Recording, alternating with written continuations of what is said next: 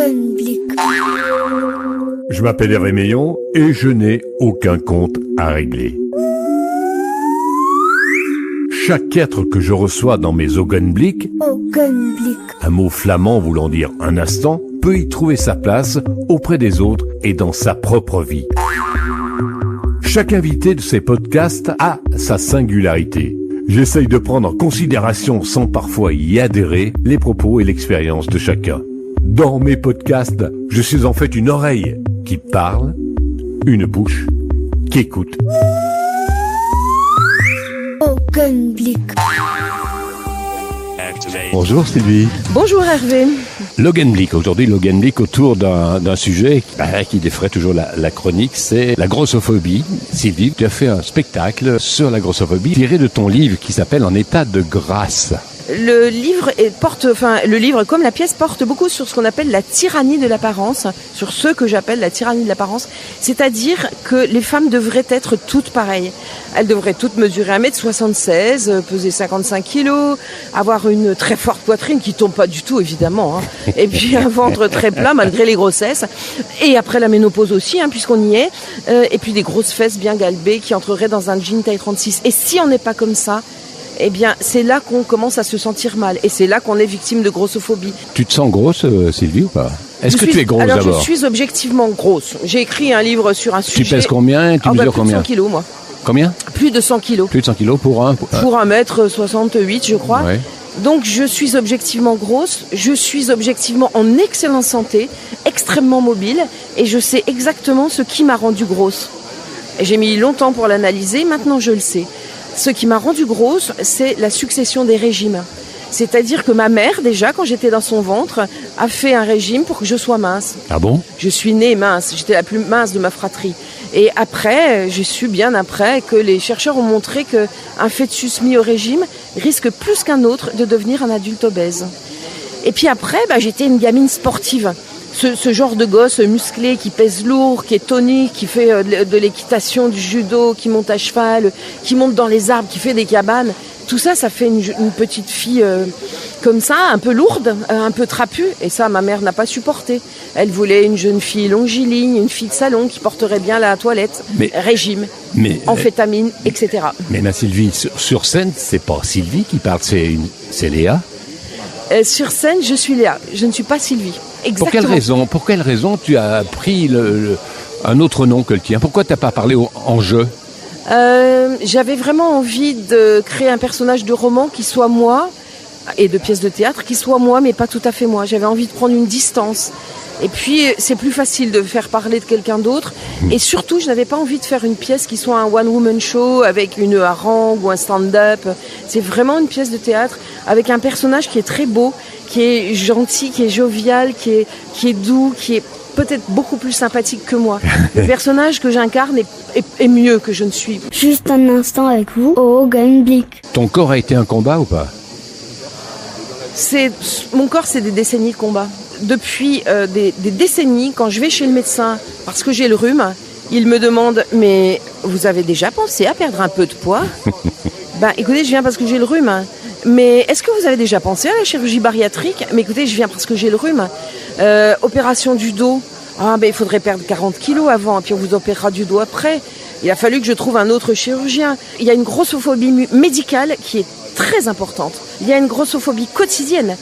Je vais au supermarché, j'ai acheté des chocolats de Pâques pour mes enfants. Une bonne dame que je connais pas se penche sur mon caddie, me regarde et dit « Et vous croyez que c'est en bouffant tout ça que vous allez devenir mince? Que vous allez maigrir ?» Alors qu'est-ce que tu as fait? T'en as mis deux là? Qu'est-ce que tu as fait? Rien, non, la terre s'ouvre et je rentre dedans.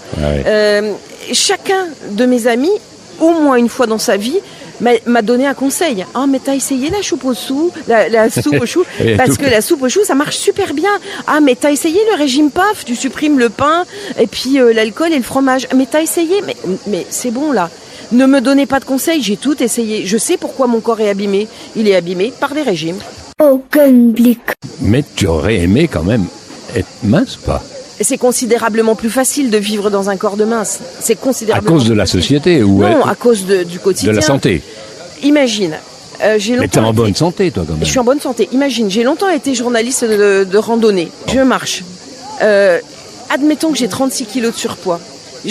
Ça équivaut à 4 packs de 6 bouteilles d'1,5 litre d'eau. Quand je marche, j'ai un pack d'eau sur le ventre, un pack d'eau sur le dos, un pack au bout de chaque bras. Ça m'use, c'est bien. Je pèserais 36 kilos de moins, et ben je serais beaucoup plus à l'aise sur les sentiers de randonnée. Si je tombe, je vais me faire plus mal que si je pesais 36 kilos de moins. Bien sûr, c'est pas facile d'être gros, mais je l'accepte puisque mon corps a été cassé par les régimes. Maintenant, je ne grossis plus et je ne maigrirai pas et je fais contre mauvaise fortune bon cœur. Si je souligne le mot grossophobie, c'est que ce mot est rentré au dictionnaire. Oui. Donc il a pu rentrer. Tu vois qu'il y avait encore de la place dans le grand Larousse. Oui, il est rentré dans le dictionnaire il n'y a pas très longtemps. Il y a beaucoup de gros qui mangent assez peu. Et qui grossissent. Et qui bougent beaucoup. Le gros est quelqu'un souvent de très mobile, ne serait-ce que parce qu'il effectue un travail qui n'est pas souvent en haut de l'échelle. Donc en gros, le gros ne mérite pas d'être gros. Le gros paye très cher, voilà, le paye très cher.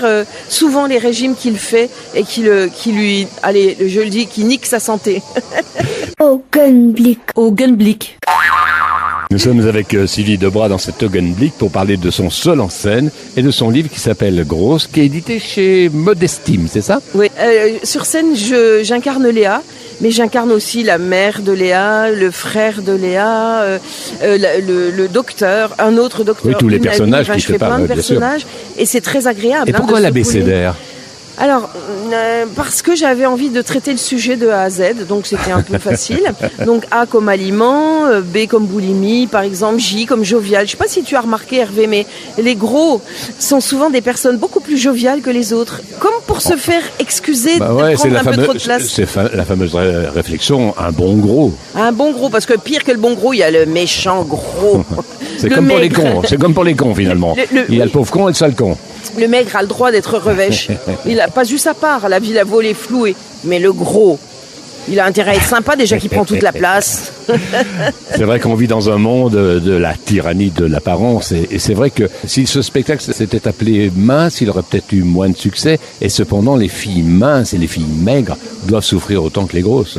Alors on a des retours absolument extrêmement émouvants de nos spectatrices et spectateurs. Et hier, par exemple, il y avait une fille en larmes et elle était toute mince. Et elle m'a dit, mais ça parle de mon corps, ça parle de toutes les difficultés que j'ai à me faire accepter comme je suis. Discrimination. Je suis cette fille trop mince à qui on dit sans arrêt, mais allez, arrête de te priver, allez, sois un peu meilleure vivante, allez, etc. Je souffre depuis que je suis toute petite d'être maigre. Dire que c'est le problème des femmes, c'est qu'elles ne conviennent pas.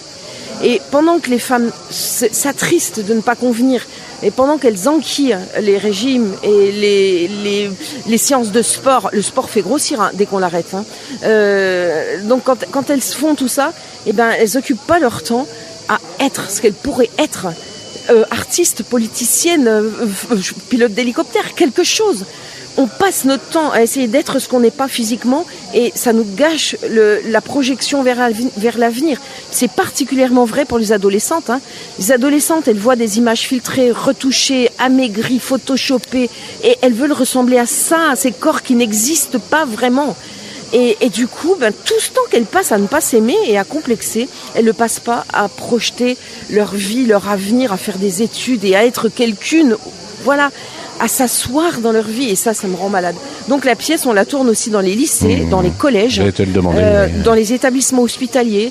On a un centre spécialisé obésité déjà en France et bientôt d'autres qui nous a demandé une pièce pour les étudiants en médecine, en pharmacie, en soins infirmiers, avec ce spectacle qu'on donne aux étudiants en santé pour qu'ils apprennent que non, le régime ne fait pas maigrir. Dans 80% des cas, il fera grossir à terme. Que non, le sport n'aide pas à maigrir parce que dès qu'on l'arrête, on perd le muscle et donc on remplace le muscle par la graisse. Donc mon spectacle, c'est un spectacle sur les préjugés contre l'obésité. Est-ce qu'on a le droit de rire d'un gros, nous autres, qui ne sommes pas trop gros? Bon, Hervé... Allez, bon, on va y aller. Mesdames, messieurs, donc, nous étions avec Sylvie Debras. C'est vrai. On est toujours le gros de quelqu'un. Bien entendu. Réponds à ma question finalement. Elle s'en souvient pas, toi. Ça, c'est là où je la piège, là. Les plaisanteries sur les Oui, gros, bravo. c'est souvent extrêmement offensant, effectivement. Sur YouTube, il y a des tas d'images, par exemple, de gros qui tombent. Le gros est un culbuto. Il fait rire, ou alors il irrite parce qu'il a pris la part des autres, il a pris toute la place, il est veule, lâche et fainéant. Il passe sa vie assis sur son canapé en train de bouffer des chips. Moi, j'ai pas la télé et j'aime pas les chips. Et je suis grosse quand même. Je défie quiconque d'avoir autant de volonté que moi, d'avoir fait autant de régimes pendant autant de décennies, de s'être autant privé et d'être aussi contrôlé tout oui. le temps. Maintenant, tu râles contre toi d'avoir fait tous ces régimes. Et alors. bien sûr. Et non, j'aimerais pas trop qu'on rie de moi. Non, qu'on dise regarde la bonne grosse qui passe là, qu'elle est drôle. Non, je suis pas drôle. Dans un corps de gros, il y a beaucoup de larmes, donc c'est pas la peine d'en rajouter.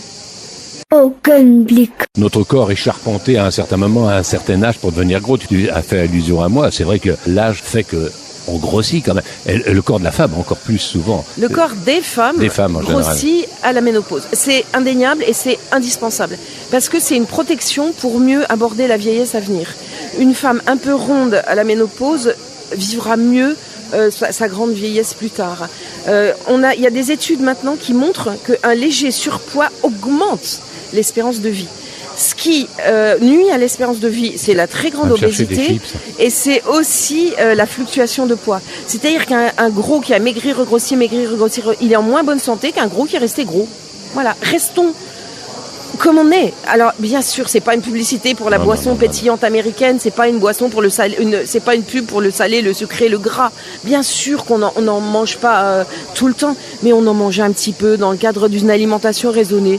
Et si on est un peu charpenté, et si on grossit à la ménopause, et si on grossit à l'andropause, eh bien allons-y, vivons notre vie comme elle est, notre corps comme il est. C'est très désagréable ton geste de la main. Mais on l'a pas montrant. vu. Les auditrices et auditeurs ne l'ont pas vu. On fait de la radio, Hervé, c'est de la radio. Sylvie, très désagréable, c'est pas très grave. Je suis quelqu'un d'éminemment désagréable, je l'avoue. Est-ce que être gros, ça peut amener au suicide? Alors, être gros, ça pourrait. Ce qui peut amener au suicide, c'est la grossophobie, justement. Chaque année, on a des gamines de 12 ans qu'on retrouve pendues au portique de leurs parents parce qu'elles ont été traitées de grosses par les réseaux sociaux et ça, c'est insupportable. Dans une société de la tyrannie de l'apparence, on ne peut pas supporter quand on est une petite fille d'être insultée sur ce thème de grosse. Et voilà, mon spectacle et mon bouquin, c'est aussi de la prévention. Ma vie de grosse, à un moment je le dis, ma vie de grosse, ça a été un énorme gâchis. Et ben, je veux que ce gâchis, il serve à quelque chose. Et il sert à quelque chose. Sylvie, tous les jours, ma dernière question, tous les jours on se réveille en se disant je suis grosse? Je crois qu'il n'y a pas un instant dans ma vie où je ne regrette pas de vivre dans le corps que j'habite. Et c'est tout le temps. La stratégie, elle commence dès le réveil. Je dors avec mon amoureux, c'est plus difficile de se lever quand on pèse 100 et quelques kilos que quand on pèse 60. Donc, dès le réveil, je sors de mon lit de façon pimpante et joviale et je suis magnifique. Ça demande un gros effort. Hein. Et sexuellement? Ben, ça va très bien. Les grosses sont aimées par les hommes en général. Ah ben, il y a beaucoup de surface de caresse, ouais. Je t'embrasse Sylvie, je te remercie. Et ben, je vous embrasse Hervé et Sophie. Merci, Grosse. Donc c'est un spectacle de Sylvie Debras et c'est un roman aussi, Grosse. Et ça va venir en Belgique, c'est sûr. Oh, alors. Il suffit de me demander. D'accord, voilà. On t'appelle. Merci Sylvie. Merci Hervé. Augenblick.